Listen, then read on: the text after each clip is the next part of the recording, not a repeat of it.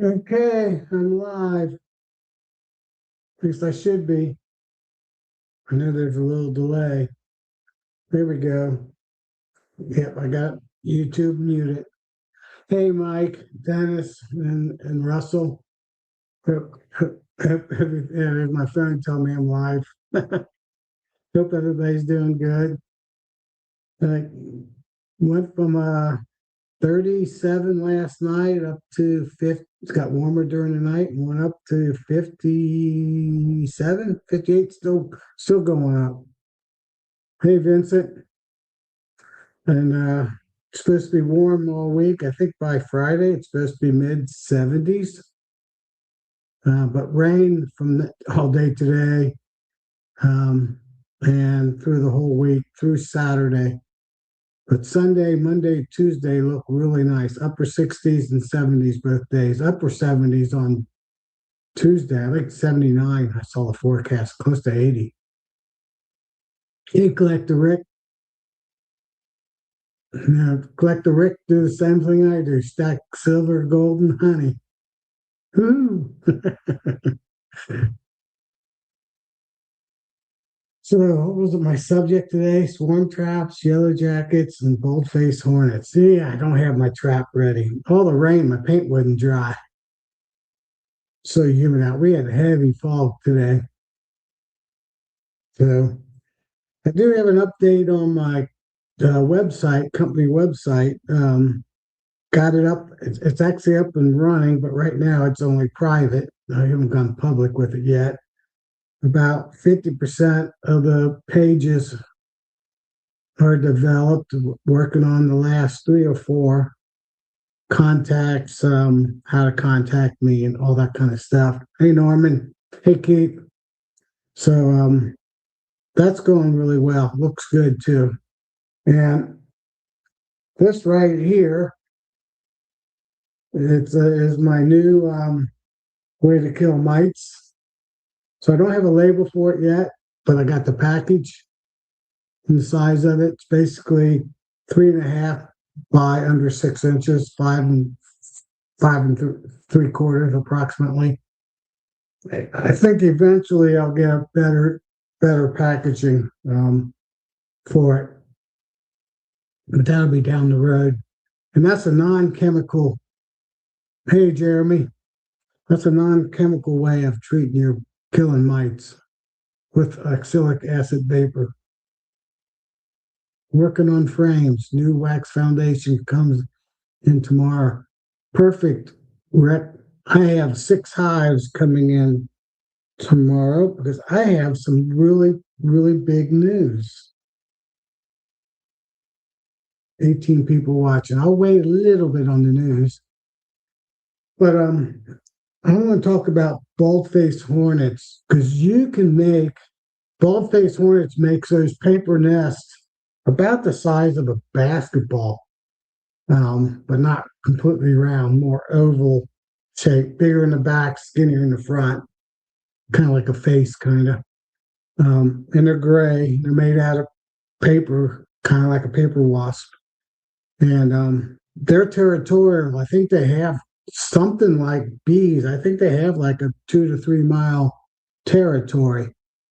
So if you put one of those fake bald-faced hornet's nest on your property or your bee yard, you will not get. You'll get. I think last year I saw one bald-faced hornet. So that keeps them out of your um, basically off your property. So it works really good. And I did see down the road about 3/4 of a mile away, there was one up in a tree down the road, up the road, I should say. So I think that was the one that was clearing my property out. So I actually made one this year. I just took a 2-gallon bag. I'll explain it next week because it's not ready. Paint's the thick paint I put on it to protect it for weather. Um, is still wet. And I did make an observation. I've cut out, well, I've destroyed 3 bald-faced hornets' nests for people the last few years, and there's one that's down the road from me. And I start looking back and looking at my pictures. Every one of those are on the north side of the bushes or the tree. And hey, James. So just like honeybees, just like wasps, just like bumblebees, they all like to have bumblebees go on the ground. They like to be in the shade, not in the full sun. So that's good, James. So, James, you start with 3 hives, so you're 100%. So that's good news.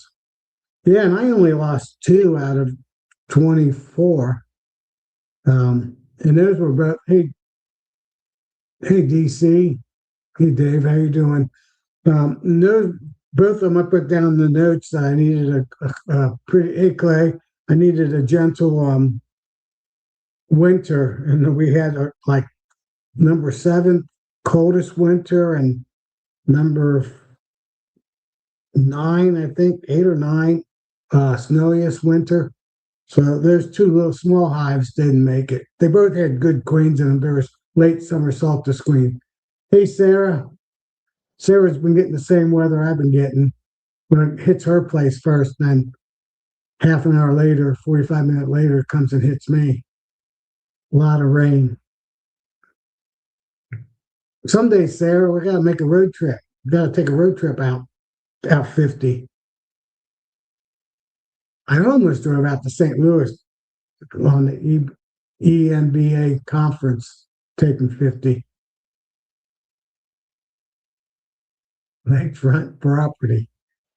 So what I'll let you know, last what was Sunday? Yeah, Sunday it was 3 days ago.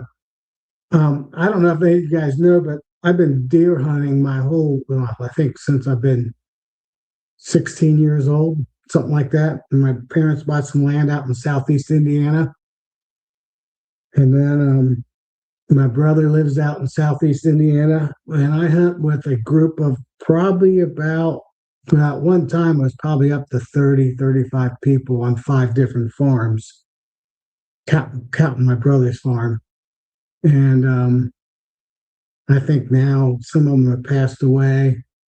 I think we're down to about 20 people out of the original group. I mean, some of them are up in their 80s. I don't think we have anybody in the 90s, but up in the 80s out of the group. So three of the 5 farms called me Sunday on a group chat, basically. Yeah, local stock is the best, James. And they all want me to put bees on their property. So I have 3 more yards that I'll be setting up this month, basically. So I bought 6 more hives. So I'm going to put 2 hives on each one of their properties for now. But I still got to build the stands and the whole 9 yards. So I'll be heading down there probably the 3rd Saturday or sometime this week. Hey, Randy, Tar Hill beekeeper. Did I miss anybody? Let me go check real quick. Clay, James, yep. Vincent. Hey, Vincent, I think I missed you. Oh, come on. My phone's not strolling. All right, that's it. So I'll be adding 6 more, at least 6 more hives on my property. Everybody knows I catch 3 or 4 swarms from my brother at my brother's farm, which comes from an Amish beekeeper that's pretty big. And I think Russell told me he got like 200 hives. So one of the property, Bob, is directly north of my brother's farm, and so is Russell's. So those swarms will be flying over Russell's property, my friend Bob's property, and about 2 miles west, 2.5 miles west, is the third property, Mike's property. So I'm going to put swarm traps out there first, on the bench right where the hives are going to go, and see if I can catch some of the Amish swarms and just leave them there basically. So once I get them in the swarm trap, they're going to give me a call. They all got my contact information, and then I'll come out with the box and switch them over into the box at the same location. So that's my game plan. So I think on let me see, look at the calendar. I think it's March 21st. Yeah, March 21st or late afternoon or the 22nd. I'll be going there to build three stands on 3 different properties. I think one farm is like 235, 240 acres. The other one's like 87 acres, 87, 88 acres, and the other one's 45 acres. So plenty of land to find a place to put bees. Yeah, I'm gonna wait till it dries out a little bit, Sarah and Randy. I hope by the 21st it's not so wet. Either way, I looked on the maps and Google Maps and got an idea where I want to put them. Plus, I know 2 of the properties pretty well, just some hunting. The third one I don't know. Russell's I've never been to. He just bought it a year and a half ago. Hey Keith. Hey Bill Lee. So yeah, so I'll be expanding, even though I wasn't expecting to expand. Here's my new updated picture. You can see my background. I'm down to 4 hives, so that the state of Ohio is happy. My neighbor's happy, but I'm going to have bees in these boxes. My horizontal hives, that's over on, oh, I always get this backwards, over right there. So that's 7 hives there, 4 in the purple top one and 3 in the other one. And then down the bottom of the hill, I don't know if you can see my white fence right over my shoulder here. That's my backyard, and it goes straight down the mountain from there, small mountains. And you can see in the background the next hill, big hill, small mountain, in the distance there. I think that hill is like 7 feet higher than mine. And I got 3 hives down there. Nobody can see them down there. So I'll still have 14 hives when I get all bees in them. But the neighbor will only see 4. So being a little sneaky about it, pain in the butt neighbor.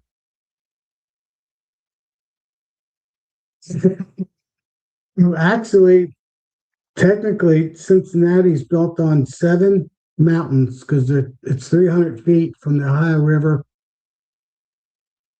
up to the top of the hill, which could classify a mountain, but who knows?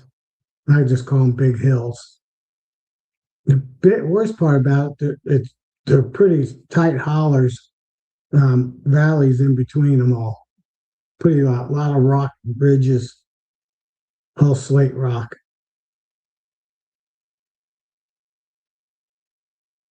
I think Sarah's right on the edge of the hilly stuff, if I remember right. It starts flattening out. No, it's hilly because it goes all the way out to the forest out there. Now, if I remember, I don't quite make it that far west. So I told the guys I need at least, I'm going to go, I still have at least 30, 40 concrete blocks, either singles or doubles. So I'll be putting 3 or 4 of those down, or 5 down, and putting 4x4x8s up to 4x4x12s. And I told them to set up either 8-foot, 10 or 12 footers, depending on how many hives they want me to put on each property. So anywhere from 3 to 7. If they go with 12 footers, I think I can put six or seven hives on it, without putting them right next to each other. Yeah. Okay, that's what I thought, Sarah.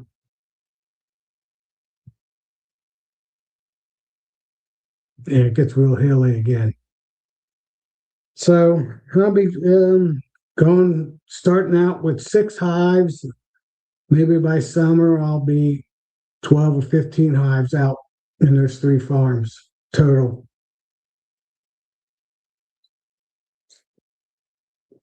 That stinks.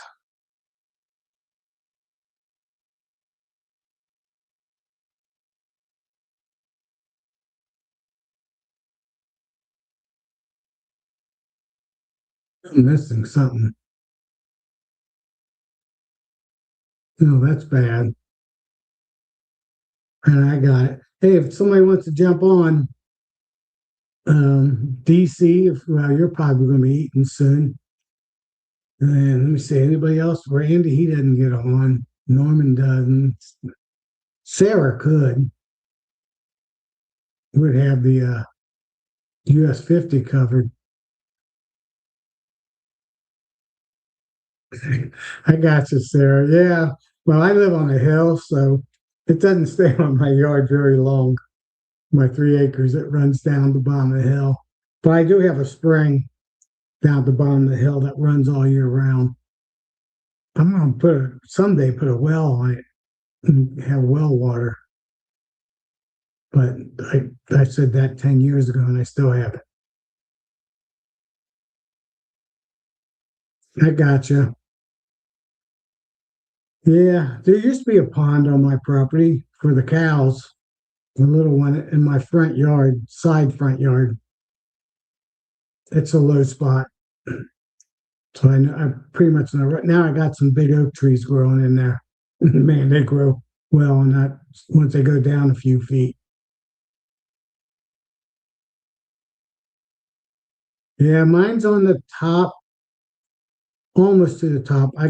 My driveway, actually, where I take my picture is basically the top. I think I can go probably 2 feet higher. It's the top of my hill for my picture where I took it. My property goes probably another 25, 30 yards from that point to the next property that's got 2.5 acres. And he's down, they're down a little flat area.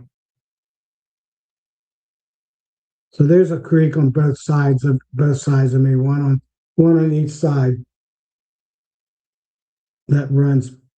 The one on that side runs all year round. It's more over there. The one on the other side will dry up if we have a dry summer. So they're decent size. I mean, there's frogs and salamanders and little critters growing in it. Bunch of spring peepers. I haven't heard them yet. I'll probably hear them this week. I probably could hear them tonight if I was out there. But it's raining. Yeah, DC, Dave, that's all I have is clay. Actually, where my beehives are on top of the hill, there's like maybe a half inch of topsoil. And that's pretty much because I leave theirs. And down below at the bottom of the hill, there's like 8 feet of topsoil. It's all down there. And that's the property I want to buy is actually on that next ridge, that valley of the next hill over there behind my picture. 2.14 acres.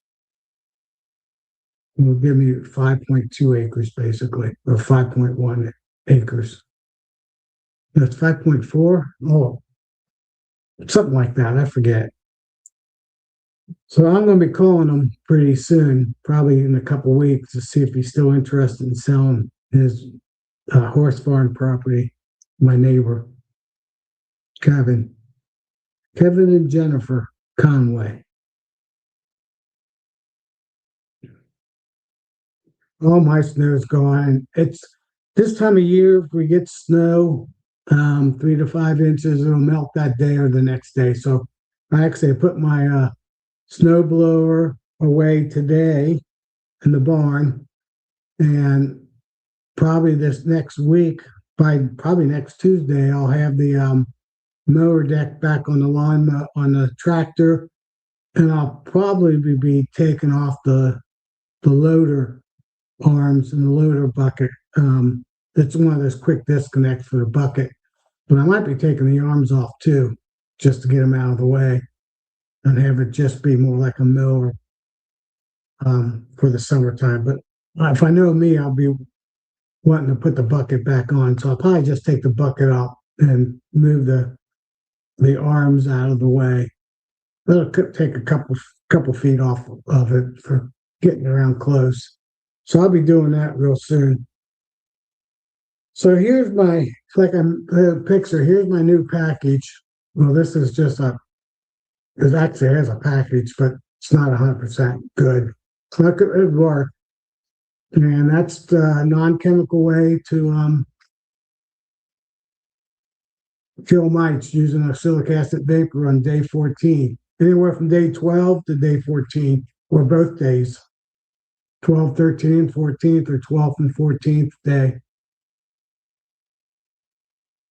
You don't hear frogs anymore, Collector Rick? Oh man, we got spring peepers on both sides of me. Just going crazy. I'm sure they're going crazy tonight, being 50. I don't know what the temperature is. 58. Let me look real quick. Keeps going up. Do do do do do do do. Oh, it is 50. Oh, it's 56 right now. So yeah, they're out. Oh, a whole bunch more heavy rain coming. Not even some thunder, it looked like. All right. I'll be selling a few nukes, but not as many. Not on this first round. My second round, it'll be more like the 1st of May. I'll be selling probably about 20 of them. I got put that out. But all my overwintered ones, I don't want to sell them because I'm going to have to make new hives up. So I'm just going to use my own nukes. Oh, swarms and nukes that I do splits from. But I wanted to do demarray on 4 to 7 of my hives that's on my property. I got 7 of them, 4 up here and 3 down below. 2 of them were last year first flow queens, so this will be their second flow, so they'll want to swarm. So I'm going to do demarray on them for sure. My other 4 are all summer solstice queens from last year, and they've never gone through a flow, so I don't really have to do demarray with them. They won't swarm. So I'll do the demarray. It won't be because of swarming. I'll just do it to get more honey. So, and you can actually see in my picture, if I duck back a little bit this way, right behind me, where my hand, backside of my hand is where I got 5 of my 6/6 nukes, and right over there, behind my purple box, right there is a row of 7 of them right there. 6/6 mating nukes. So the regulation of Ohio doesn't have any limits on nukes on your property, just hives on your property. So I still want to have all my nukes. Plus, 21st B, I bought 20 of his half frames at the EMBA. So I need to make those boxes up. I'll do 2 4-frame mating nukes, back to back with entrances on each end. And I'll have 3 of them, but one of them will just have Mike's 21st B's frames. And I'll take some of my full deep frames and cut them down and make 4 frames for the last spot. So I have six more mating nukes. So I'll have I got 12 there. Plus I got 2 3-ways. So that's 16. Plus I have a 2-way that I made. That's 18. Plus I got the 6 nukes in Ricky's horizontal hive. So that's 24. Plus I have 2 4-frame boxes. That's 26. Plus I'll be getting 6 more. So that'll be 30. So I'll have X, and I have one small frame box, so it's 31. So I have 31 mating nukes to make nukes out of, and all of them are 2 frames, 4 frames, 5 frames, 6 frames, except for 7 of them. The 6 I got that I'm going to make up out of the Michael's frames, and the one that I made up some years ago. So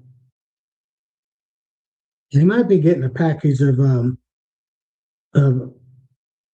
bees for free. I help a guy out, Silly Bee. He's up in northern Ohio, and on March 26th, he'll drive down to Georgia. There's two farms he gets packages from, and he brings up a few hundred packages, and I help him distribute the packages in the greater Cincinnati area up by the corner of Hamilton Avenue, so I can kind of get Butler County, Claremont County, and Hamilton County in Ohio, that whole region, a little bit of northern Kentucky and Indiana. So he always gives me a package for free. Or if somebody doesn't pick the packages up, I'll bring them back to my place and let them know where they pick them up. And if they don't pick them up, I just keep them. So he's going to drop them off early in the morning, like 7 o'clock in the morning on the 27th of March on his way back up from Georgia. And then he'll keep on going up the 71 up to the northeast part, all the way up to where Brian is of Castle Hives. But he's a commercial beekeeper, and he does this gig every year. So he contacted me probably 5-6 years ago. So I've been helping him out doing this Cincinnati greater region of Ohio the last 4 or 5 years. So he just drops them off, gives me the list of all the people who's picking them up, and then I distribute them out at 10 o'clock in the morning on the 27th of March. So that really kicks off my beekeeping season.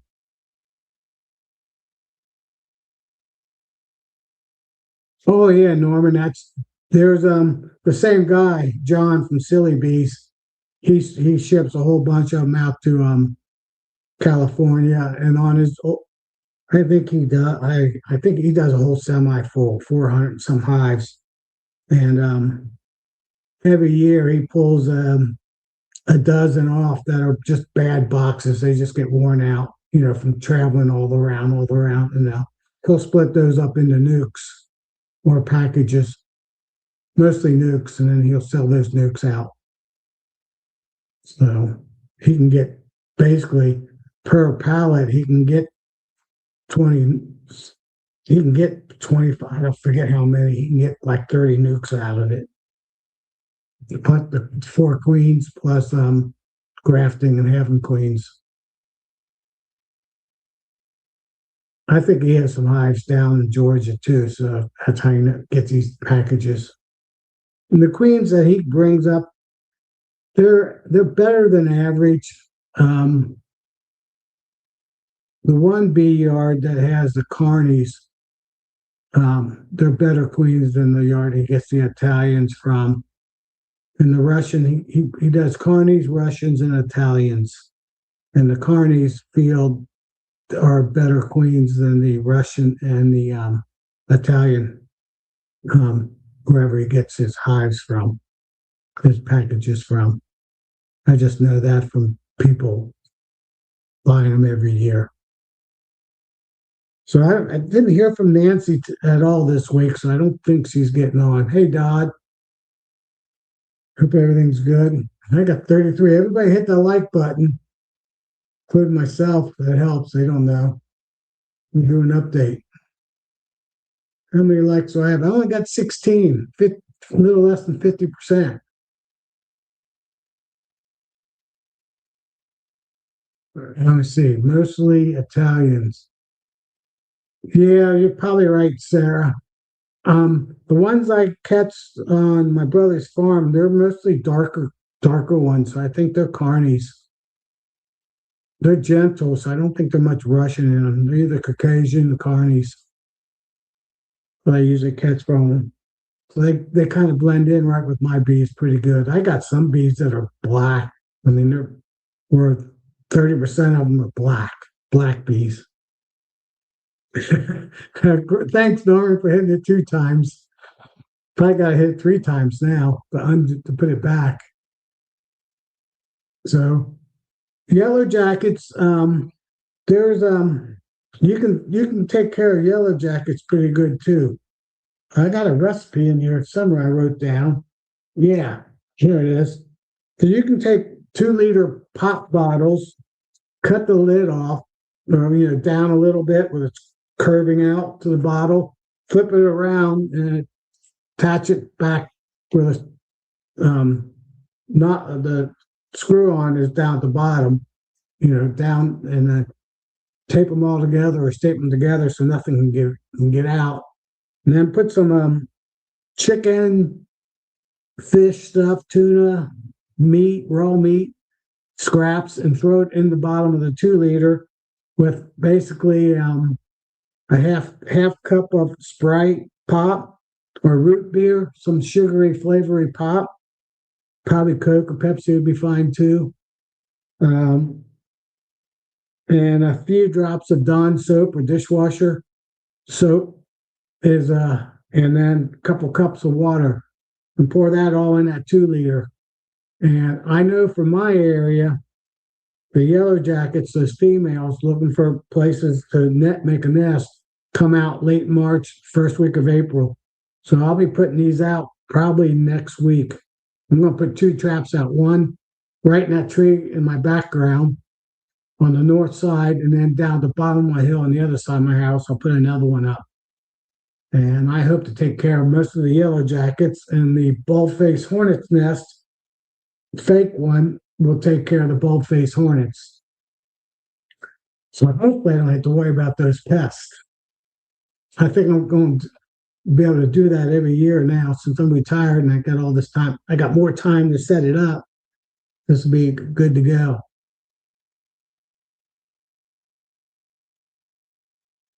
What makes a lot of honey?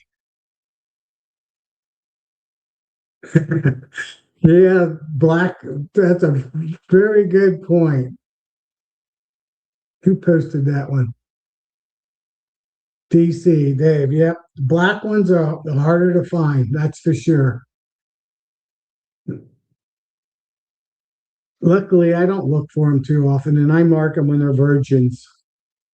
That's probably one reason why I mark them as virgins, so I can find them. When I do have to look for them. So, good point.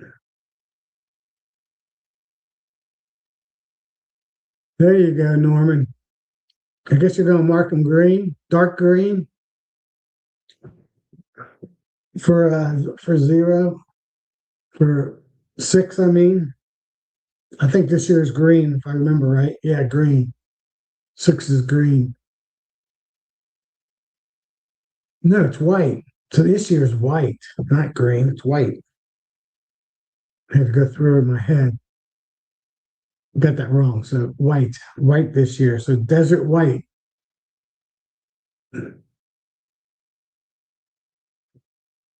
Yeah, desert white. So I'm going to make a couple of the 2 liter traps for female yellow jackets and make a fake nest for bald-faced hornets. So then the only thing I have to worry about are small hive beetles and so I can get with the program. Yeah, I got white pens somewhere too. They're in my barn on my shelf somewhere. White gold. There you go. People don't bring up that anymore. White gold. Probably a lot of people don't even know what that is.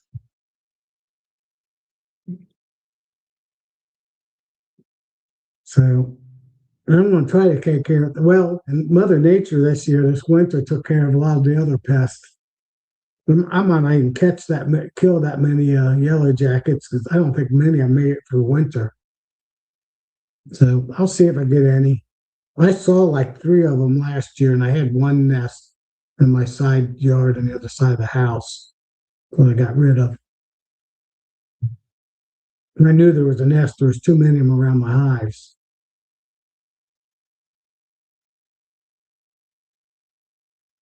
I bought the wrong one. No.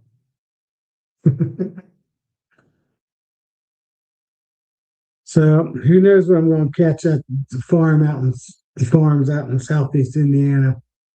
Ones I catch at my property that usually fly in, there are more Italians, half and half. My two neighbors, Mike and Mike, they run Italians mostly. I know Mike Nutter, Mike N missed two of them, lost two of his seven hives. So not too bad. And I don't know about the other Mike. He hasn't posted. I haven't posted him, and he hasn't posted. So I don't know.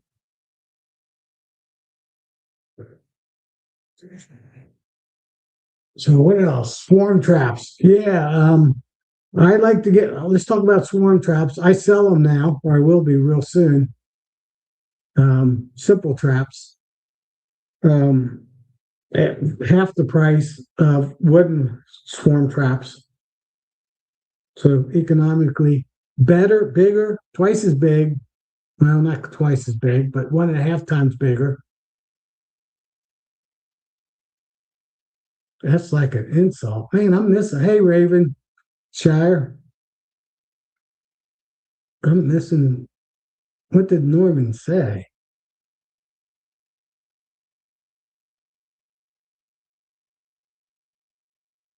In the hive. Wow.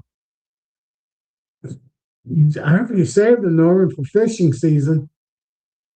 That should be once the water warms up a little bit.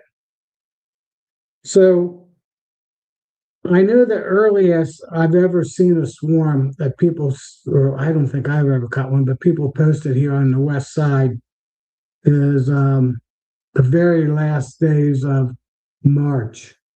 Typically, the first swarms are the first week of April, right around the 3rd or 4th of April, pretty consistently every year. And the first 2 weeks from that end of March to I would say the middle of April, those are the best and the biggest, typically, most times, the biggest swarms. Those have come from the overwintered hives that are monster hives. And they catch the beekeepers. They usually come from my friend Mike Nutter. I've seen them fly right over the house from his direction, and they'll fill up a 10 frame. I had one last year. I filled up two 10 frame deeps and two of five frame nukes, and I ended up with one mated queen and two virgin queens. And out of the virgin queens, one made it back and one didn't. And that was like the April 6th or April 7th, that swarm.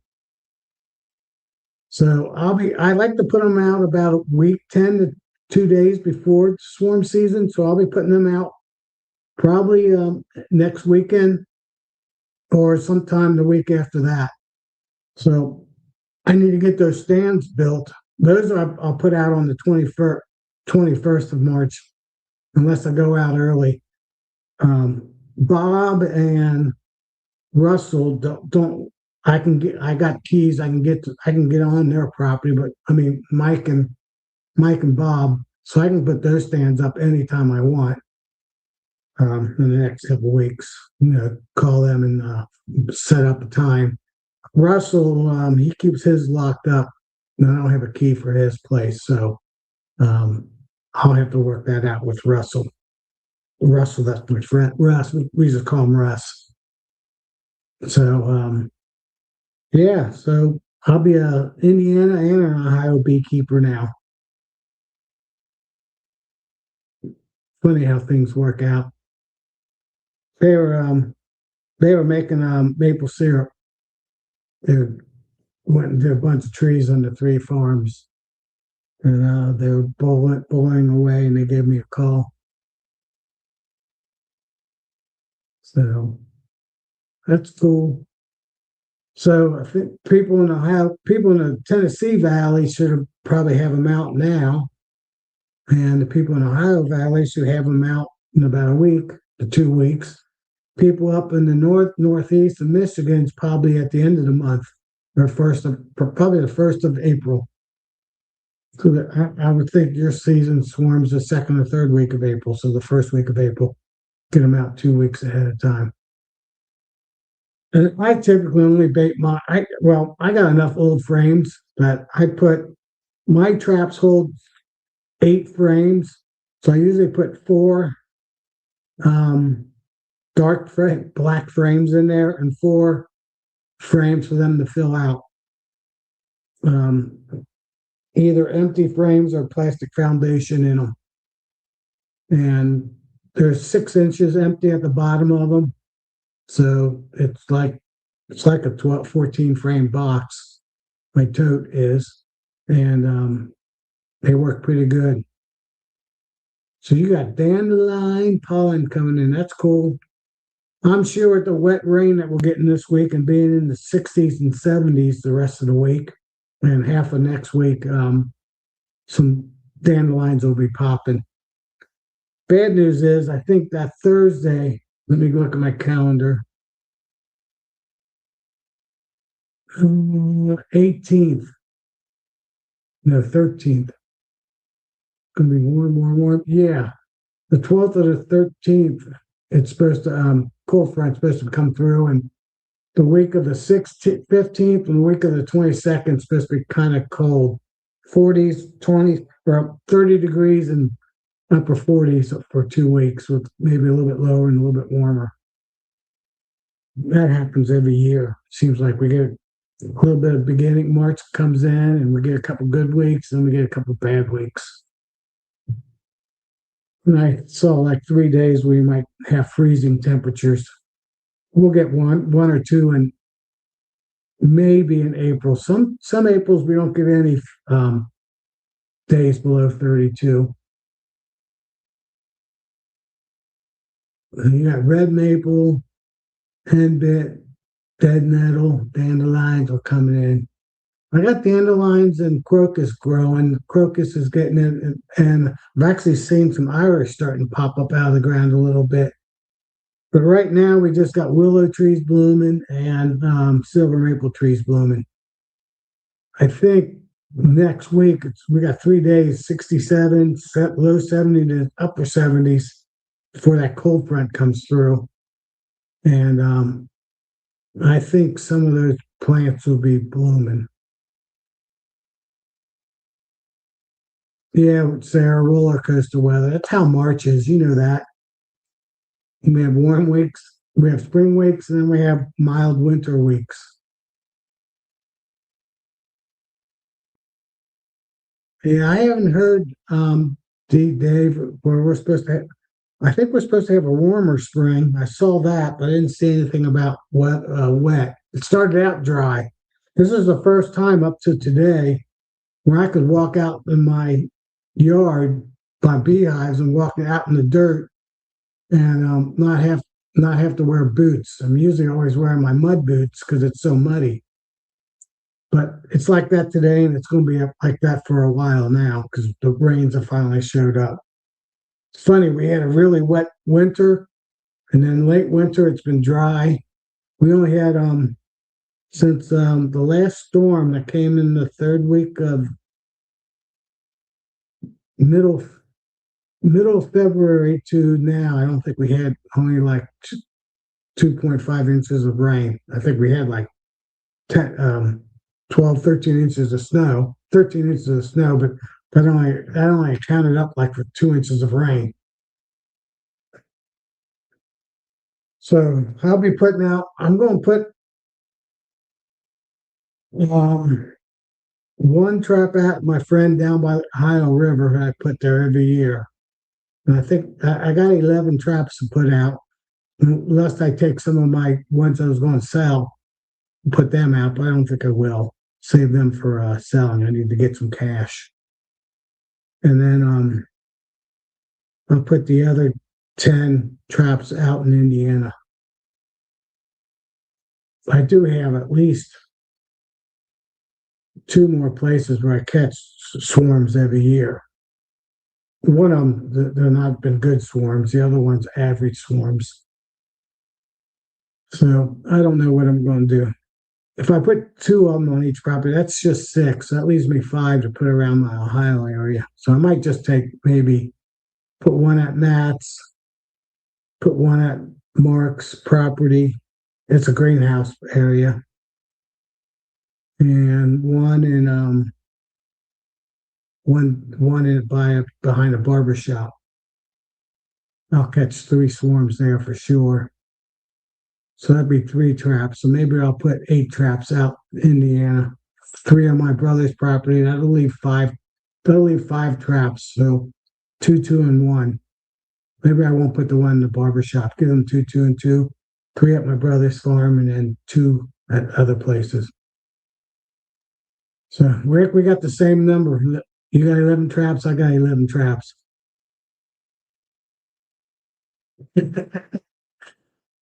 Yeah.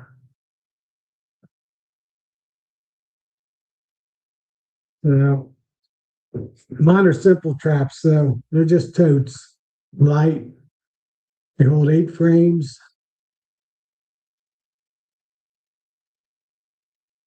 I put them in the shade and I put them by buildings. I don't put any in trees. One of them I put on by a silo. That's Mark's place. So I'll probably put one there. I know whose bees I'm catching there too. It's a beekeeper up on the hill, about 3/4 of a mile away. Southwest Ohio beekeeper, I think that's what he's called. Yeah. So I'll catch one of his swarms. But this year, every swarm I catch, I'm going to take the queen.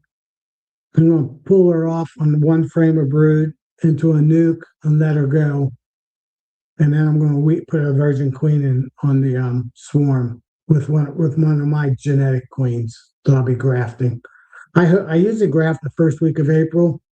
So any swarms I catch the first 2 weeks, I'll just put the queen in a nuke, and I'll let them go for a week or 2 and then put her in a nuke, and then I'll put a queen cell in it and grafting.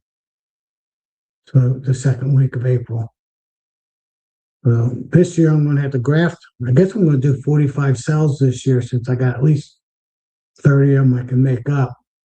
I need some bees to make up 30 nukes without destroying my honey hives. I might have some logistics area there. Have to work out. I can always use swarms though. Split the bees up in half. I can probably make each swarm. I can make anywhere from 3 to 5 splits out of it with bees. And what I do is I just split them up, put them on I put them in a 10 frame box. When they take up their 3 to 6 or 7 or 10 frames, I just take the bees off, put them in my box, my jester box, easy jester box, whatever it's called. And I'll just keep them closed up for 3 days. Well, if it's a brand new swarm, they don't know where they're at. But if they've been in my yard for a week, then I'll just keep them closed up for 3 days, and then they stay there 3 nights. And I'll put a queen in there then. See if she gets mated. So I'm gonna have to need a lot of drones this year. A couple thousand drones. So all my frames have at least one drone frame in them. So that's my drones. So 6 frame lane hives. Yeah, 6 frames a good number, Rick, for making traps. Well, and got the good space below. So that should work perfect. Those 40-liter boxes are too small. They only catch baby swarms. My traps are all 68 liters. And like I said, on barbershop one, I put them on the ground. My trap's actually sitting on the ground. And there's a rock, the kind of flat rock right at the ground level. The grass grows around it. I just got sitting on that rock, and I catch a swarm there every year. So you don't have to put them 20 miles up in a tree. Yeah, 16 inches deep. That's perfect. My my tote's about 16 inches deep, but it's 8 frames. It's an 18-gallon tote that I use. Blue. So marine blue, pretty dark blue, not real dark, but semi dark. So already getting busy. So I got 6 hives coming in for Indiana, 2 on each farm to start out with. That's my game plan. I have to convert them all over to the warm way. I'm out of T entrances, so I got to get with my supplier. I don't know when I'll be getting those. I'm probably going to have to set them up without the entrance on them. And then later on this year, put the entrance on those hives. Because I am out.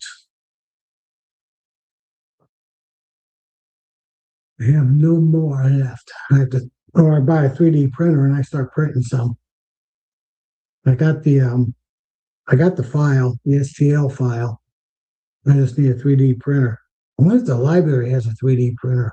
Oh, that's a good idea. Hey, Rodney, I think they do. I could put it on a memory stick and then print it out at the library. I have to check out the library. Maybe I'll go there tomorrow in the rain and see if I can use a 3D printer. I could check with my wife. She'd probably know.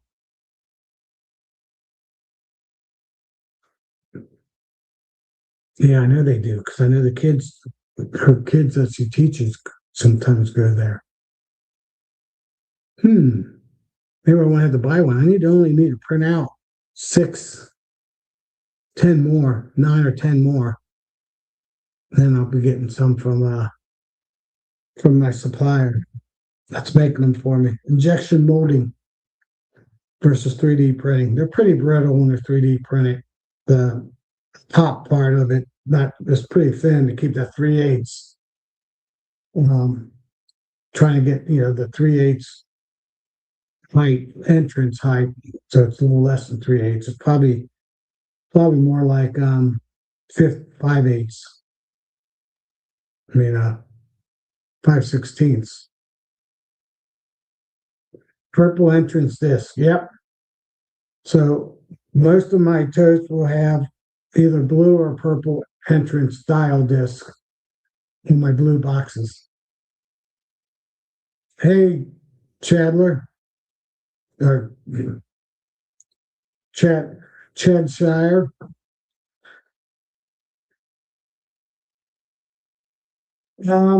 I have Ravenshire. I have one that's very, very dark blue, navy blue. But I've never tried black. I got navy dark ones, I got light blue ones, I got medium dark blue ones, and I got green ones, but no black ones. I would think black would still work.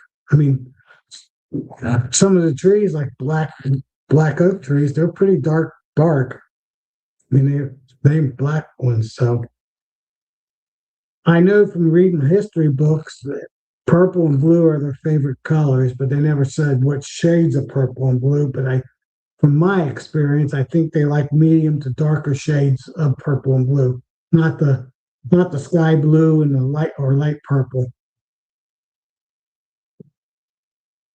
I looked for I couldn't find a good wholesale price for purple totes, but I could for blue totes. We're still working to the manufacturer of the blue totes to buy them directly from them. But they don't sell. They only sell to other companies. But I got my own company, but I don't sell enough of them. Use enough of them to be a supplier, to be a seller for them.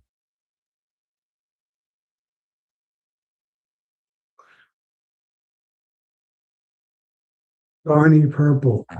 That's that's like a medium purple. That'd probably be purple enough. That's not a light purple. It's semi medium purple. I don't think there's many dark purples, except for some. So what else to talk about? Anybody got any questions? I don't think there was any in the chat. Well, a couple little things. Yeah, it's only been an hour. Yeah, I don't know what happened to Nancy. Hey, Dan. I didn't say you hi to you either. I don't like the name Barney Purple, though. The school I went to, their color was purple and white, my high school. My grade school was black and white. My high school was purple and white, and my college was red, black, and white. University of Cincinnati.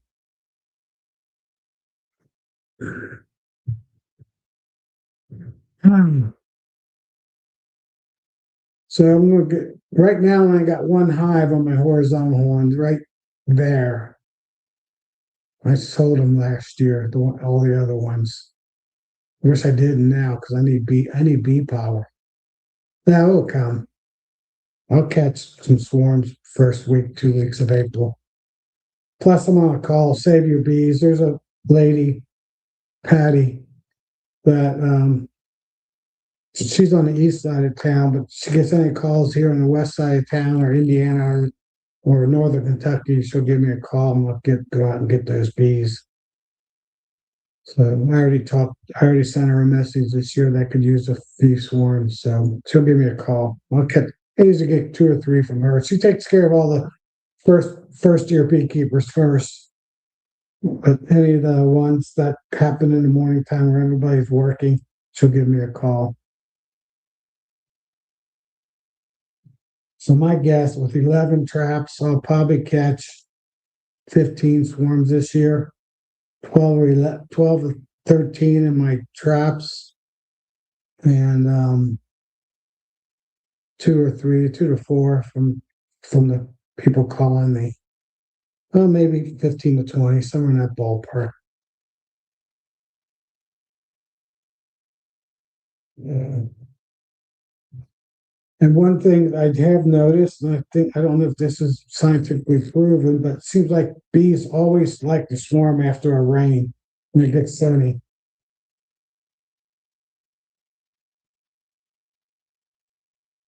I've kind of seen that more and more.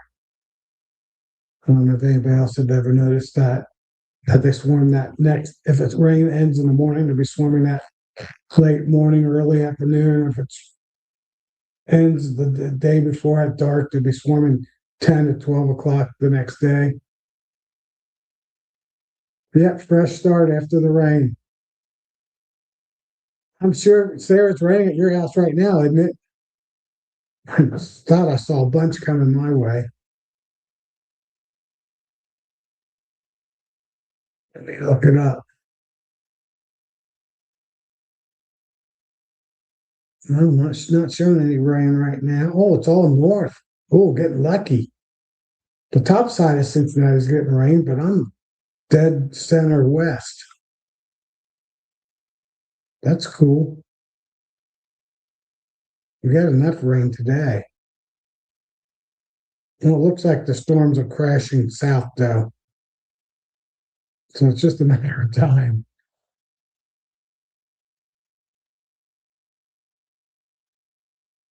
Let me see what the future looks like as I talk to you guys. Oh, yeah, big storms. Right around, see what time is that? Right around military time, so right around 20. So that's like another hour. So it'll be raining here. Yes, Sarah, I just looked on Wonder Underground and it's all north now, but looks like, well, for me, it looks like it's diving down. It might miss you, or probably we're at the end. Call me when you go swarm chasing. All right.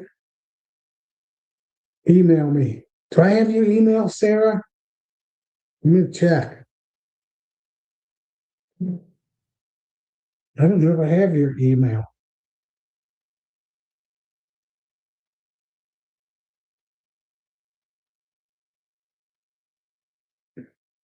Oops, if I could type.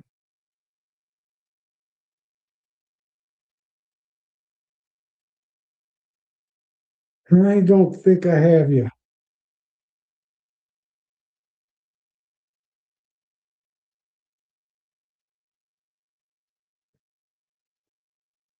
Sarah, shoot me an email at Maccabees. Here, Maccabees at Maccabees.com. Then I'll have your email.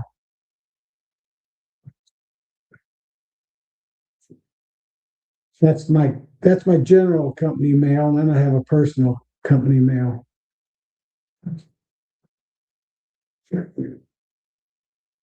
That goes to all my suppliers and stuff like that. All right, perfect, Sarah. Yeah, let me see. I've gone to Brook on the west side of Brookville Lake for a swarm trap. That's about the farthest west, but that's a little north, just a little bit. I haven't gotten into Jefferson County, Switzerland County, not Jefferson.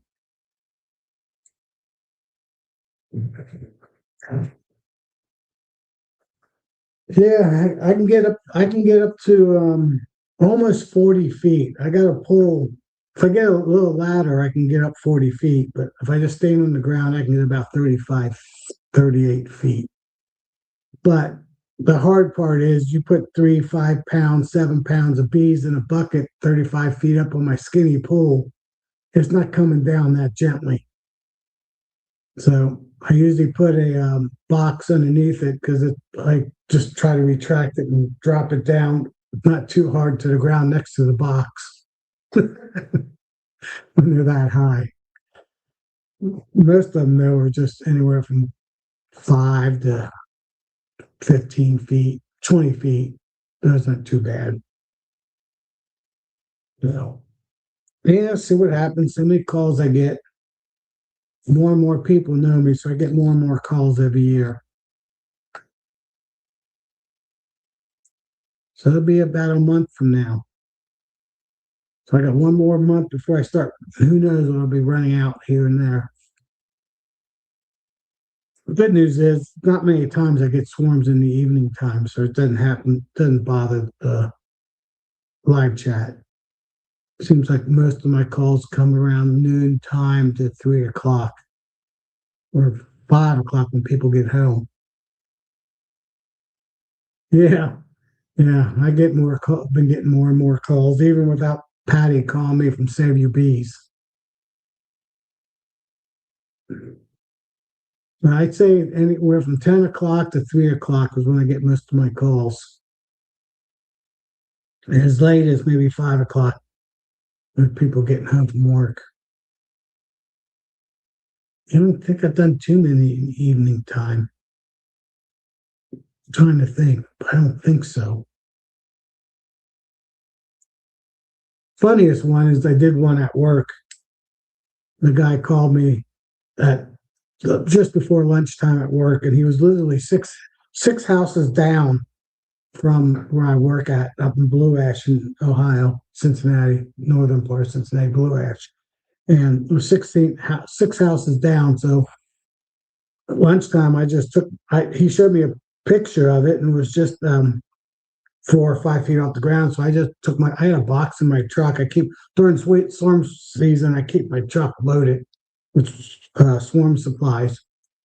110 frame box, one hive, and a couple jester nukes, and my pole to catch swarms, and a veil, maybe a jacket, veil at least. And I went and got the hive, ate lunch, and then went back to work. The bees just sat in my truck. Parked my truck underneath a tree so it'd be shaded, and they just stayed in my truck till I drove them home. So that was probably the most unique one. So you just never know. I don't have to worry about that now since I don't go to Blue Ash anymore for work.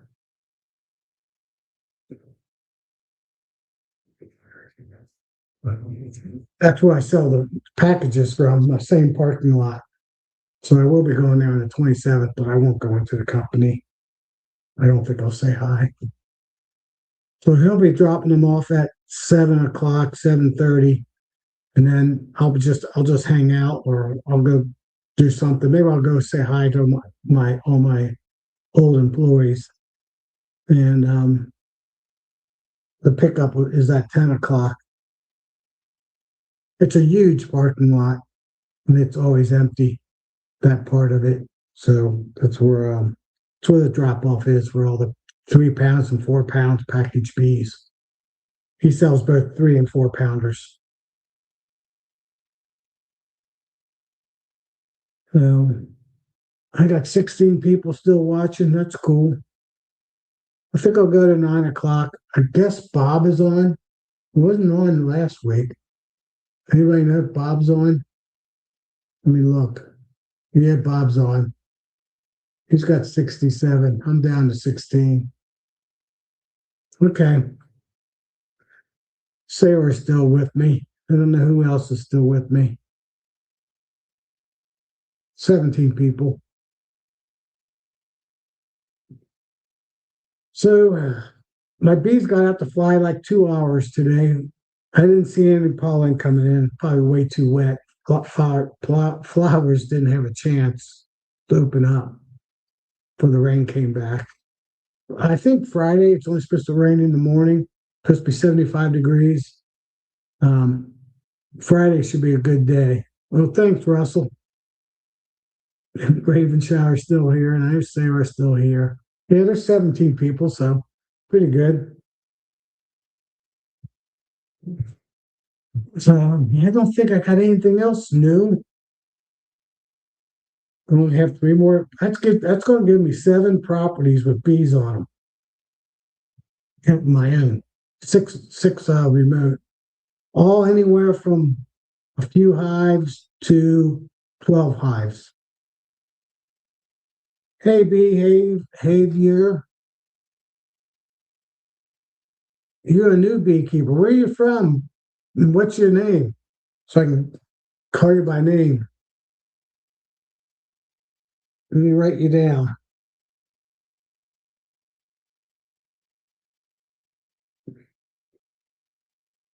I usually go from 7:30 to 9 about.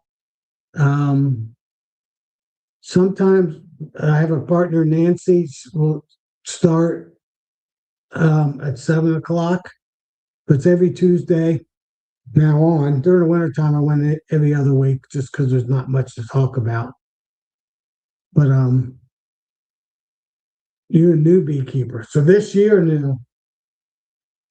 So what part of the country you're in? So when we reference, if I reference you, I know what to tell you.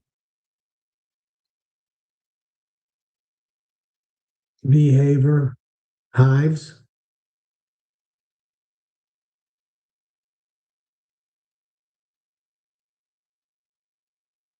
So I'm kind of waiting.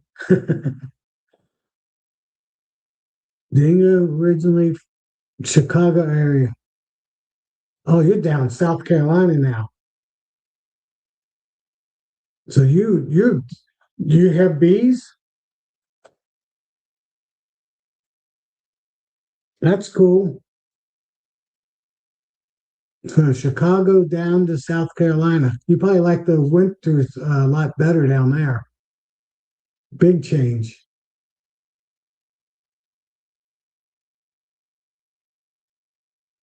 Diego. Okay. Well, welcome to the channel. Yeah, it's already swarm season for you. So if you want, oh man, do I have one in my I do have one. All right. Hold on, you guys.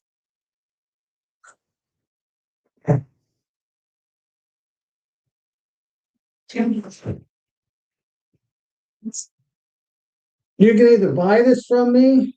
Ooh, it's big. Come on, camera. Well,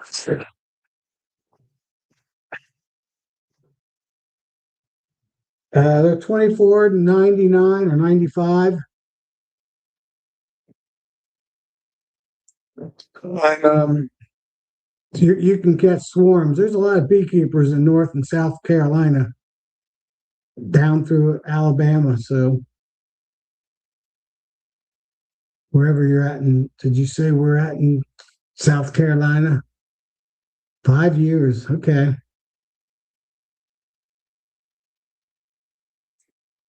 So yeah, I don't know if you bought bees, if you got any beehives or empty beehives, but right now put out swarm traps. But don't follow the book. Make your box or use make your box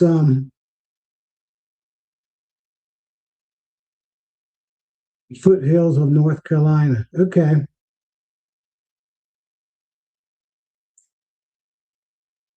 So pretty close to North Carolina. Man, that's good honey area too. That's that's getting in the Keith's neighborhood. All that good North Carolina, South Carolina honey. Get a box, um, 50 to 70 liters, or 55 to 70 liters. In the bottom of it, um, punch a little hole, drill a hole, half inch, 3/8 to half inch size hole. Get some lemongrass oil, buy some Swarm Commander, put a spray in a box, put a spray by the entrance, not on the entrance, but by the entrance above it, and place it on the north side of a building, your house, a barn, a shed, and put a trap there anywhere from on the ground to the height you're comfortable putting them. Yeah, upper part of South Carolina. Gotcha. In the mountain areas. In the west part of South Carolina. Northwest, I would guess.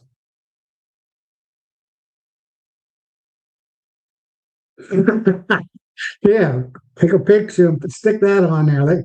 Bees like me. Usually I don't wear any. I mean, a short and t-shirt. Just talk to them nicely. That sometimes works. I've tried playing different music, um, rap music they did not like. I knew that. That's the only music I actually noticed anything. Didn't seem to make any difference.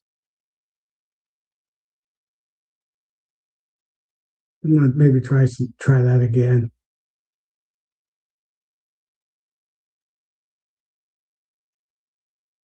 In favor blue. Yep. Make a trap. If you really want to do it, pull up one of my videos of how I make a swarm trap out of an 18 or 19-gallon tote, a blue tote, darker blue tote. You can go to your dollar store or Family Dollar or Big Lots if there's still any of those, and you can probably find one for less than 15 bucks. And a couple dowel pins, a couple holes at 18 3/4 of an inch separation. I got it in my video. So go to my videos on my YouTube of Maccabees, and you'll see where I explain how you can make a really good swarm trap.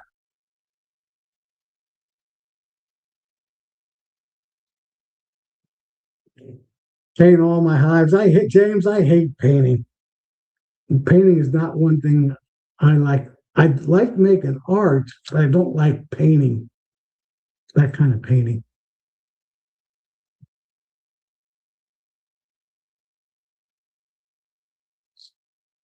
No, Raven style, I don't do that.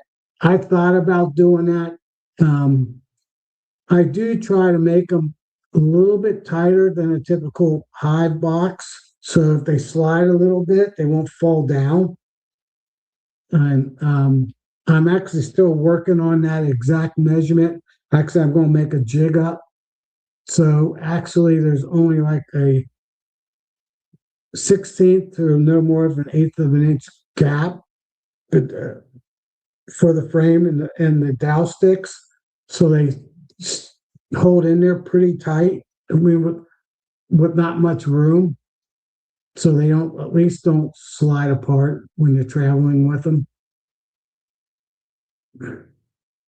It's a good idea to notch the towel.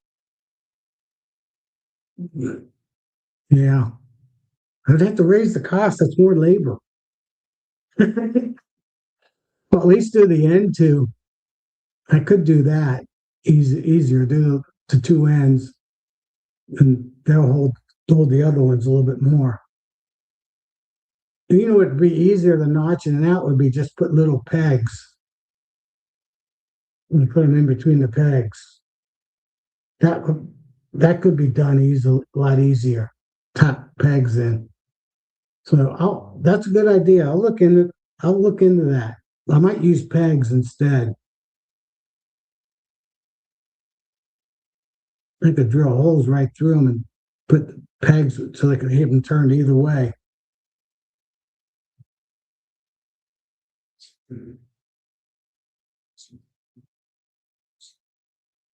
You know what, the Ravenshire, once you have bees in them for a little bit and a couple of years, they propalize it anyway.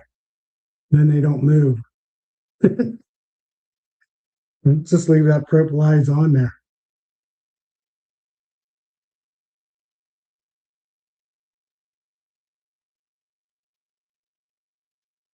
Um, I went down to 18 and 5/8. That's at 5/8 center to center versus 3/4. The frames actually, you have to push out the dowel pins a little bit. I mean, they actually rubbed a little tight. Um, yeah, beeswax would keep them sliding a little bit.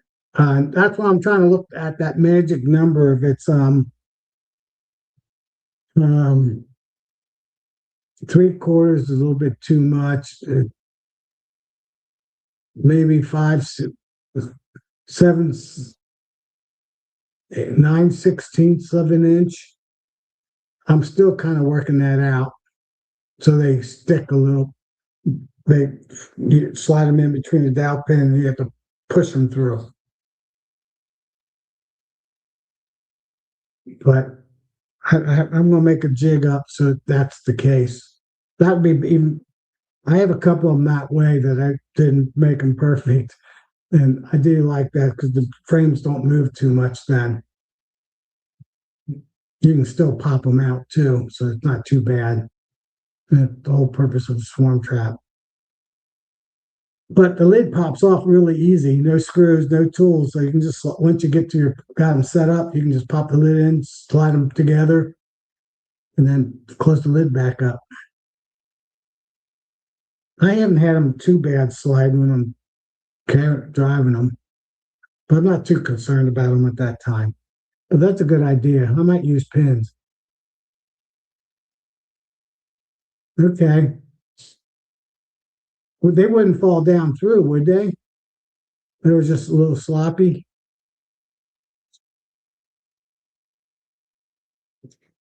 Yeah, pins or cutouts. I don't want to cut the dowel pin. I used 1/2 inch because if the people leave them in there and they got 4 or 5 frames of honey on them, or 3 or 4 frames of honey. I need a little bit stronger dowel pin, so I'll probably would do little pins or something. Yeah, I'll have to make something a jig up. I mean, a little bar. I can just take 2 little screws and screw it down, like a frame rest, but a mini style frame separator. That would work pretty good. I could sell that as an upgrade kit. Well, that's a great idea. That's what I'll do. I'll make something that snaps on.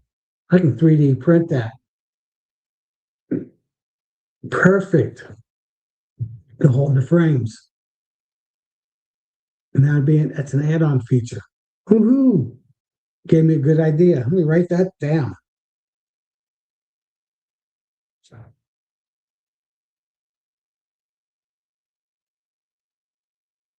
Frame spacer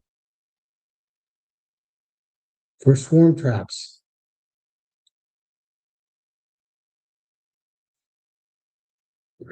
Yeah, I'll make it so you just snap it on the bar. Oh, okay. Yeah, your gap was maybe a little bit bigger than 18 and 3/4. Would be my guess. Hey, Lee.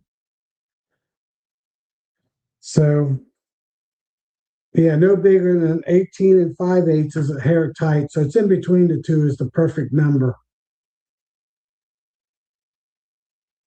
Yeah, hose clamps would work. But I think I'm going to 3D print something that snaps right on the 1/2 inch. It would break eventually, that plastic. I have to have some little bit clamp. Yeah, hose clamps would work too. Well, but it'd be nice if I could just made something that would snap onto the frame. Yeah, I'll have to work on that. That's a great idea. Oh, up to 29 people. Bob must be boring today. So Lee and Philip, they're new. And we got the new guy, Diego, in South Carolina. That's cool.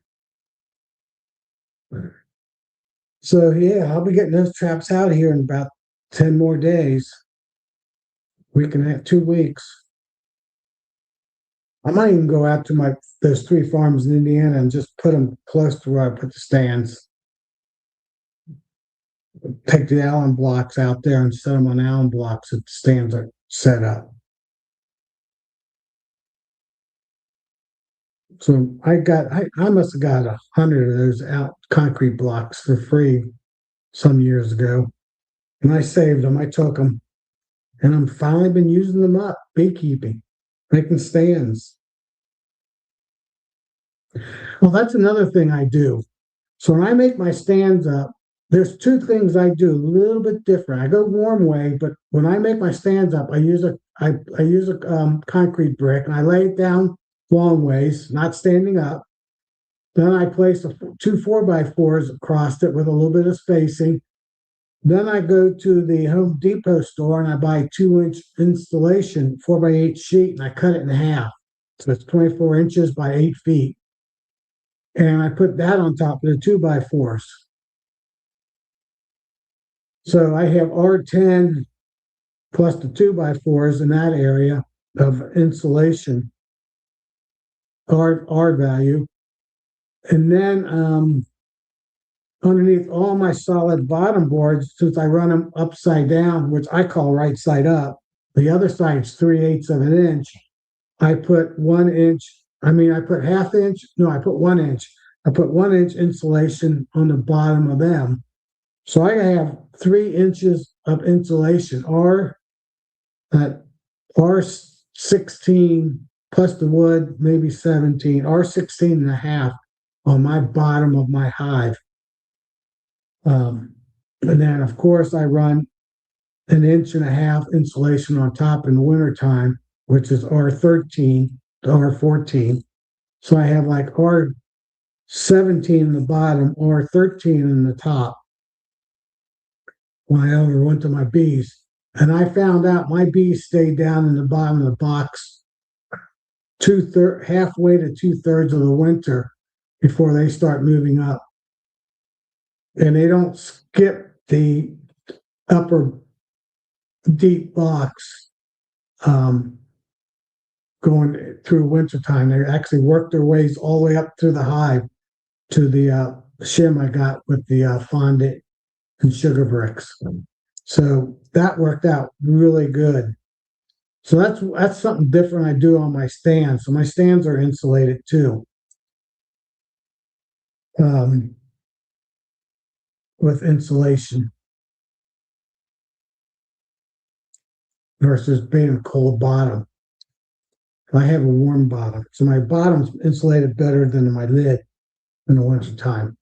I know Lee down south don't have to worry about that, but that's Ohio, Tennessee Valley, Ohio Valley, and north, and northern parts of I guess Colorado and north of Colorado, Denver, you have to probably they're cold up there through and all the Dakotas and Kansas and Illinois, most of half Illinois, all the way out west.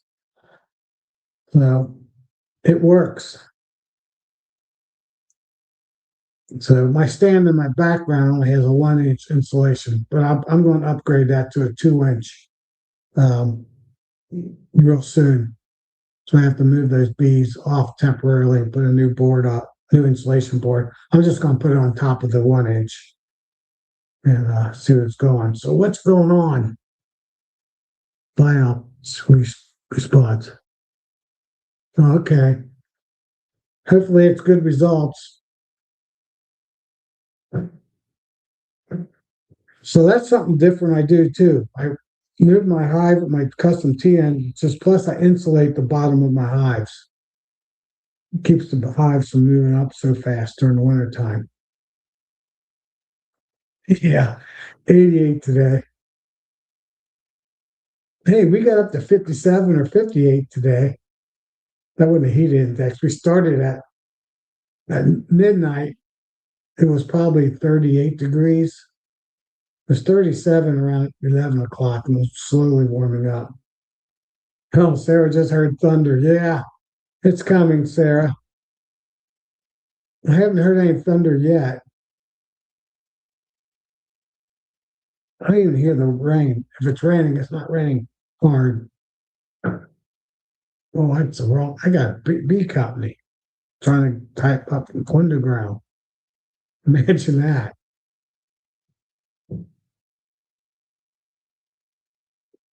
Let me look at radar. Well, come on now, let's get working.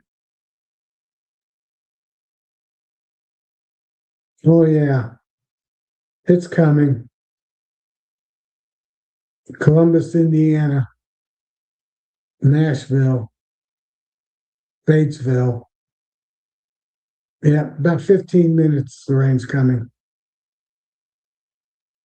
Oh, okay, James. Wow. Bob wasn't on very long today then.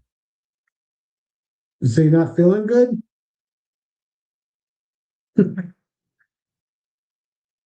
That's crazy. I guess I'll try to stay on a little bit longer. Let me get a little drink of water.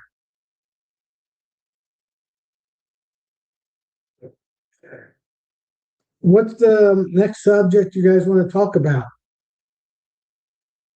How to dump packages in the hives? I don't dump mine. If I get packages, or I used to get packages. Um, talk about how my Novaroa pads work. Hey, Clay C. Because we got the other Clay on here.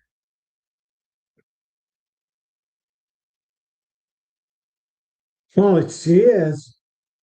Clay, you talk about what I just said, Nashville and Columbus, Indiana.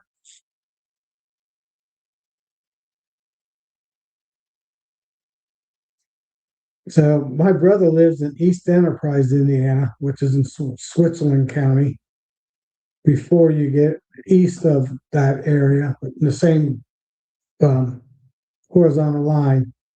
Okay, I loved all that area. I keep telling my wife, her mother-in-law's in a memory care unit, not too far where we live, and there's no closer to Greensburg. Okay, a little bit farther north, up in that's Dearborn County, probably north of Dearborn County. Terre Haute, okay. And you're in Terre Haute, okay. At one time, I lived up in Fort Wayne for 3 or 4 years, back in the late '80s. So that's way far north in Indiana, where it's flat, totally opposite of where I live now. Um, yeah, no, nukes are 10 times better than a package. You get 5 frames of bees. You get either a new queen or an overwintered queen. Tell you the truth, since you're a new beekeeper, you don't want an overwintered queen. You want a queen that is grafted from an overwintered queen. A new queen won't swarm on you that first year, so you can learn about swarming issues. So I'd buy a nuke with a new queen in it, grafted queen. So ask for a grafted queen, their grafted queen, not somebody else's grafted queen, their grafted queen that you're buying it from, and plug that right in the center of your 8 or 10 frame box. It should be packed with bees. If you buy a package, I would replace the queen because, in my opinion, 90 of packaged queens aren't mated very well. I'd say 10 to 20, 15% are okay. And I'd say about 5% are mated really well, good queens. So I would spend a few extra dollars and get a nuke, Diego. And if you want, don't get an overwintered nuke because that's an older queen and she'll swarm on you. Then you have other issues. Get a nuke that's got a new mated queen in it from the local beekeeper. Who's Keith? Is Keith still on? He might know somebody close to you in South Carolina. He's semi close to that area.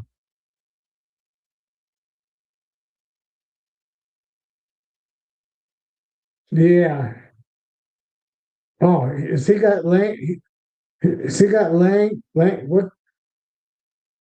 That's a good question, Diego. What kind of hive do you have? Do you have a laying hive or do you have a Langstroth hive? It's a laying hive. You're probably better off going with the package and replace the queen and shake the bees in. The best way to do it is don't even buy bees and either buy my swarm trap or look at my video and make that swarm trap. You can make it for $15. And yeah, I know. And then you can catch a swarm with your laying hives. Make a swarm trap. Oh, with the laying hives, that's a good question. Will the laying hives fit in my box?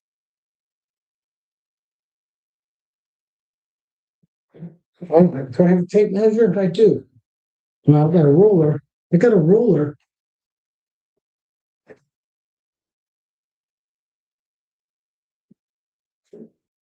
Ooh, 16 is close. I don't have a tape measure. I need to look at my swarm trap. Here's a better ruler. Let me check something quick. 12 plus 4. Yes.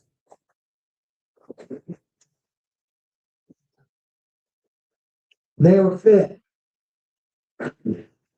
Just barely fit. I'd have to lay them the other way. No, they'd go the same way. They'd fit. So just to hold the holes to hold the frames would be different. So I'm gonna have to buy. I'm gonna have to buy a lanes frame just to make both types of swarm traps. That's another good idea. I've gotten two good ideas.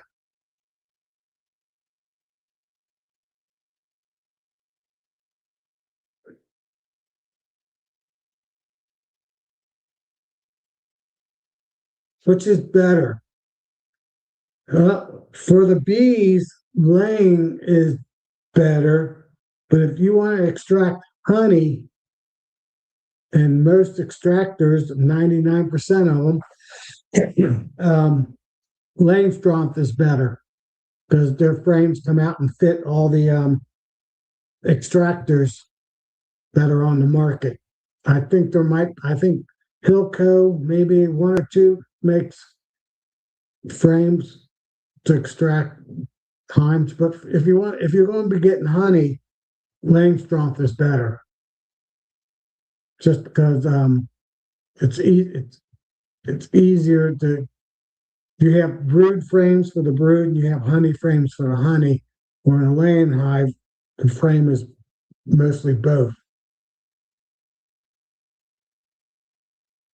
So they both have their pros and cons.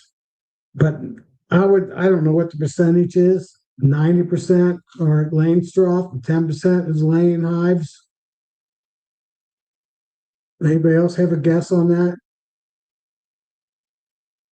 Yeah, I've only used laying straw also.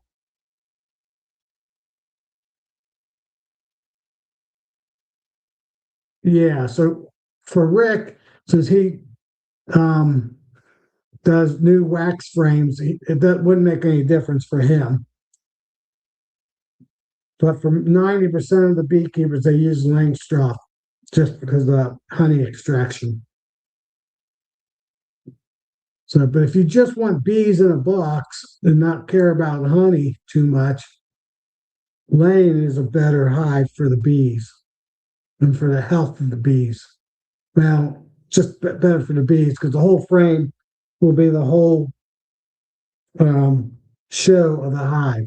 You'll have brood, you'll have pollen, you'll have honey, all in the same frame. But to extract that honey, you have to cut it out and then you have to crush it. A two-frame hand crank extractor. That's tough, Sarah. That's a lot of work. I have a old Hilco, one of the original 8-frame, that I modified now as a 16-frame. So I can do 16 mediums or 8 and 8, 8 deeps and 8 mediums. Yeah, it's easy to find equipment for laying straw. I would guess it's a little bit less expensive just because there's a lot more equipment availability for laying straw. So if I was you, Diego, I would go with laying straw.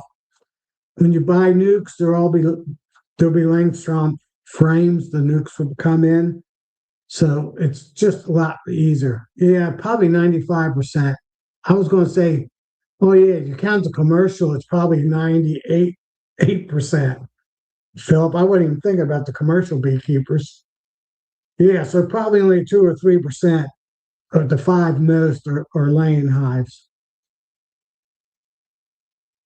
So I would go with Langstroth because it's commercially available. And I would buy a nuke over a package. If I buy a package, I would buy a queen from a good queen breeder, local from your area, and then pinch that queen and replace it. But you're new, so I would buy a nuke and put it in a Langstroth hive. Fine. Is Keith still on here? I don't think Keith is. Get on the chat next week with me, and Keith will probably be on. Who else is down in that area? Bob Beanie. Buy Blue Ridge. If you're still listening, Blue Ridge Honey. Bob Beanie. Binnie. Look them up.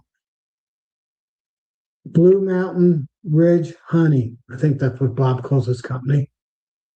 And he's in Georgia / South Carolina. And get your nuke from him. And have it be a new nuke versus an overwintered nuke. That's what I would do. And put it in the link. You can Blue Ridge Honey Company. Yeah, Blue Ridge Honey Company. Get with them. You can buy the equipment from them, and you can buy the nuke from them. That's my recommendation, since they're semi close to you. In fact, he has some of his properties, his yards, apiaries are in South Carolina. I think he might even have used to have some in North Carolina. He used to, but South Carolina, Georgia.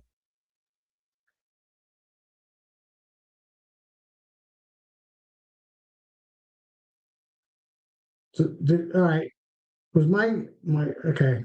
My mic went out for a second. I guess I bumped it or something.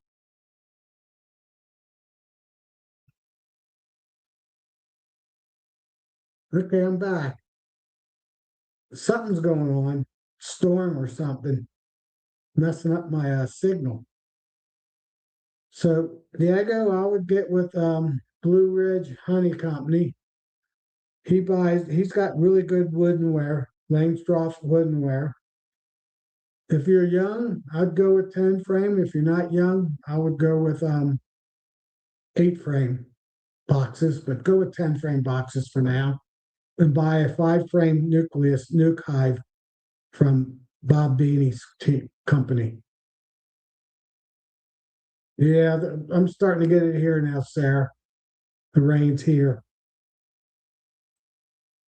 So I'll be selling my node pads, my T entrances, my tree entrances, warm weight bottom boards, and swarm traps to start off with. So, and I'll have a snap on for frames. I'll add that.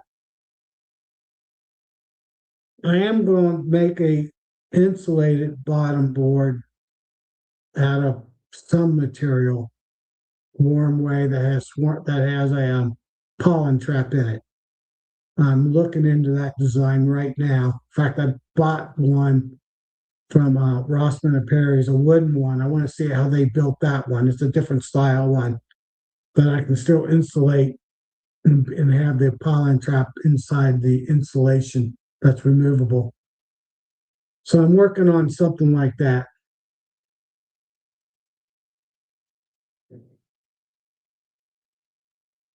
So I think I'm going to go to 9:30 and then call it an evening. That'll be 2 hours Eastern time. So yeah, I hope to get up. And Diego, if you're still on here, try to find a mentor in your area. There's pretty many beekeepers right where you live, I think. You should find one to help you out. That's the best key. Or find a club in your town or local towns around your area. So Philip, how you doing down in Texas?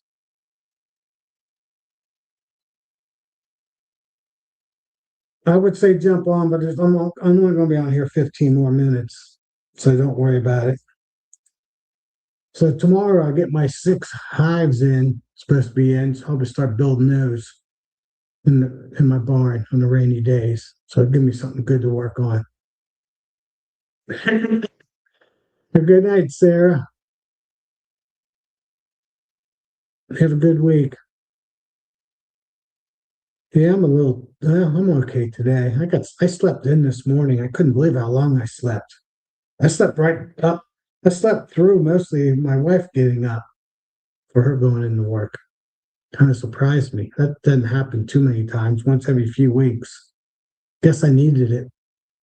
Then I had my eye appointments. My eyes were dilated today. Some of the day, I hate those days. Thanks for the help. Yeah, you're welcome. Yeah, that's cool. Yeah, and get get with me next week. I'll be talking more about beekeeping since it's really starting to roll for my area. It's already rolling in your area. I would call them right away, Diego, because Bob might even be sold out already. I mean, a lot of beekeepers, especially in the South, are getting sold out of their bees. So you might be able to get the woodenware, the Langstroth hive, but you won't be able to get bees. You're probably, I would think Bob's only, well, you got to drive all the way through Carolina for a shop. So you probably got a 4 hour drive to his place, maybe 3 hours. Yeah, 3 to 4 hours. So it wouldn't be too bad. A 1 day trip, drive down there, pick up your woodenware already assembled, pick up your nuke and drive back and get it set up. So that would be possible in a 1 day trip, one full day. So I'd call them Blue Ridge Honey Company, ASAP. At least get a nuke secured. Then you can talk to them about the woodenware in Langstroth. Good night, everybody. Just jumping off. Sarah in Ravenshire. So I hope everybody learned a little bit. Well, that was my picture I took yesterday in my backyard. It was even cloudy yesterday of my back behind my barn. So now you got a better perspective. You had the side of my barn. Now you got the back half of my barn and behind my barn. And you can see where it goes straight, starts going straight down, right where my last hive is over here, right there. There's a ridge right there, runs to the back of my barn. Then it's pretty steep down the hill. Good sled riding or ski all the way down, but it's pretty short for skiing. Now, if I owned the other property, that would be a good little ski route to go all the way down, take you all the way down to the creek, basically. Well, yeah, I guess it's probably from the top of my hill down to that creek, 170 feet, 4 houses high. Yeah, something like that. Yeah, probably 120 feet. Probably 2 story houses. I could probably stack 5 or 6 houses high. So that would be, well, that'd be pretty high. Not too bad. Trying to do a visual. Two houses just to get to the bottom of my property, and another 2 houses, five houses. So that'd be 10 stories. So 9 feet. So 900 feet, 100 feet drop. But probably from the house that's down there's probably another 5 more feet to the creek. So yeah, I'd say 100 foot drop.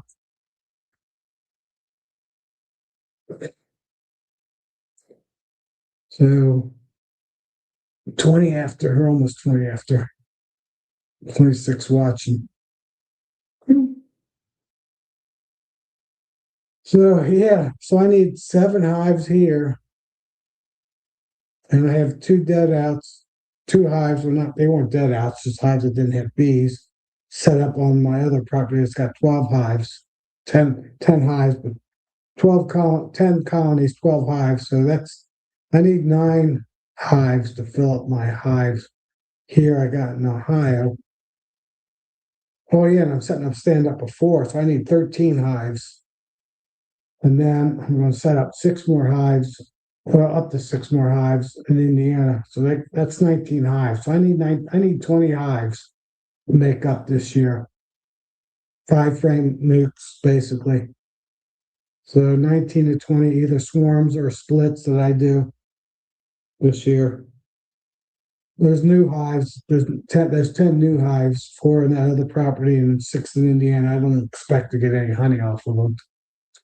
Just let them overwinter with their honey that they make. Maybe a little bit.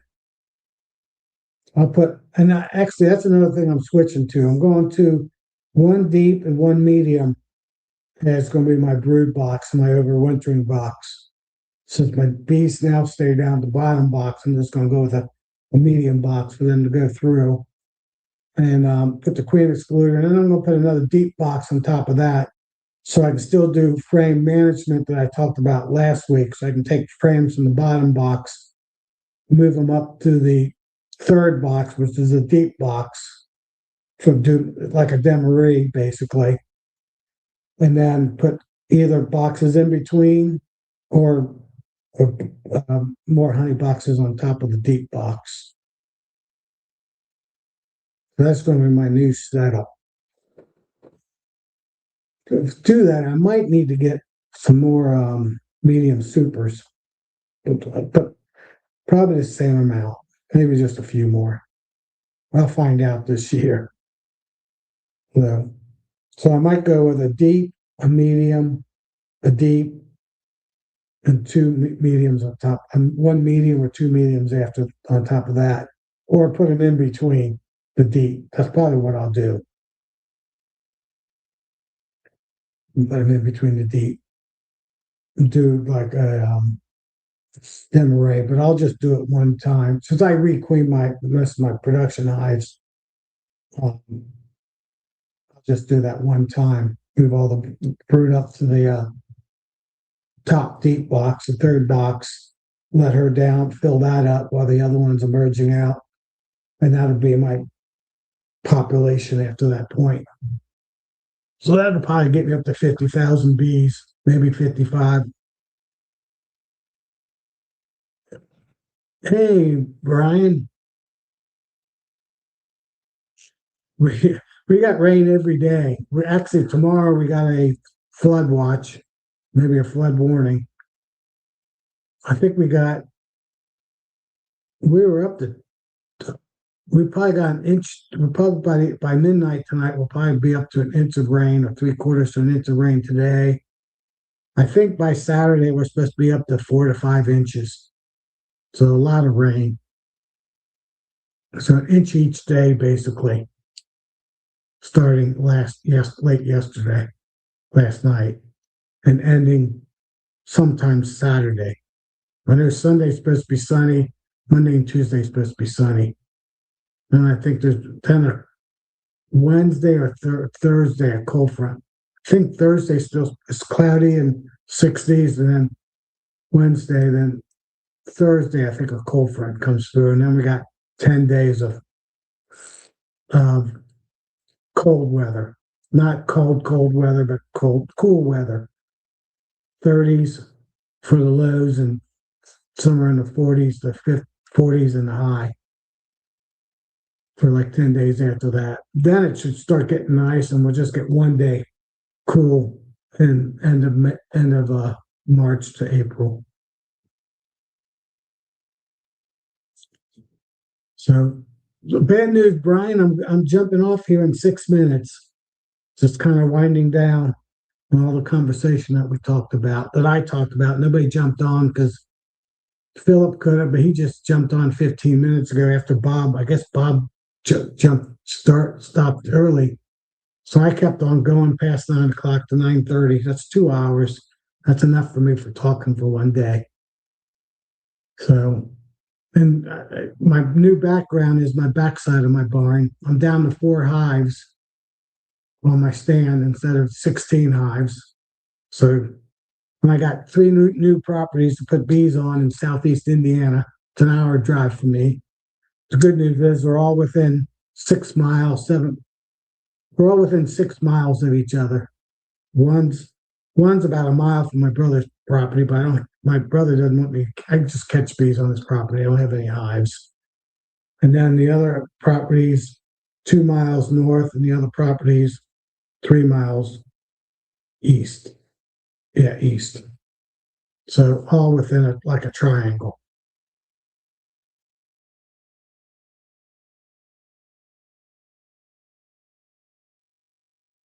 There we go. I'm back. I don't know why my mic keeps dropping out. Must have a loose.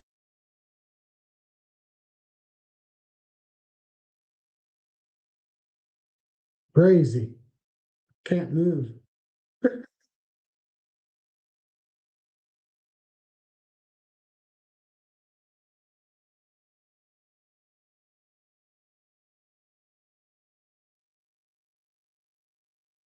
Okay. Am I back? I'm back. I don't know what's going on. Guess the Wi-Fi is the computer. Guess all the rain and the storms are causing issues. So I wasn't moving hardly.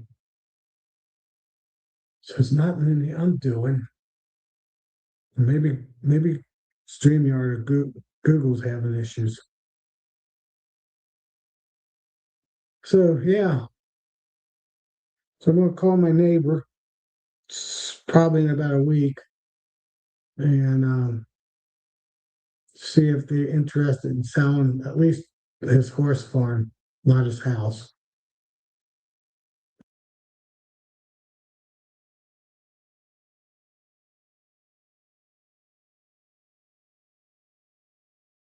USB, my USB port that's acting up.